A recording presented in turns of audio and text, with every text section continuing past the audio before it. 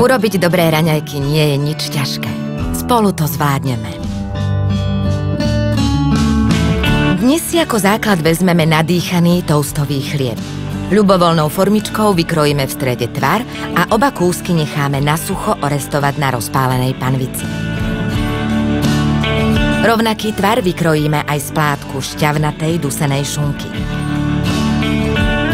Zvyšok pokrájame na drobno a pridáme k ostatným prísadám.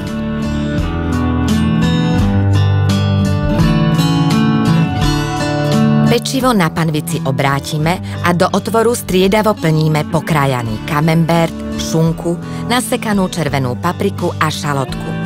Navrch pridáme trochu syra. Pokojne ho môžeme dať aj viac, syr sa roztečie a pekne spojí náplň. Medzi tým si na tanier pripravíme zmes chrumkavých šalátových lístkov. Pokvapkáme zálievkou z olivového oleja a citrónovej šťavy. Na posypanie sa skvele hodia tekvicové semienka. Náplň sa už spojila, tak ju vyberieme z panvice a položíme na šalát. A teraz konečne rama s maslom a morskou soľou. Natrieme ju na ešte horúce pečivo. Vďaka svojej konzistencii sa okamžite vsiakne. Toast bude na vrchu chrumkavý a vo vnútri vláčny, plný lahodnej chuti masla. Dozdobíme vykrojenou kvetinkou. Po tejto dobrote sa u vás len zapráši.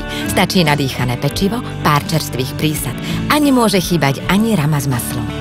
Potešte aj vy raňajkami, ktoré chutia. Viac nápadov nájdete na Facebooku.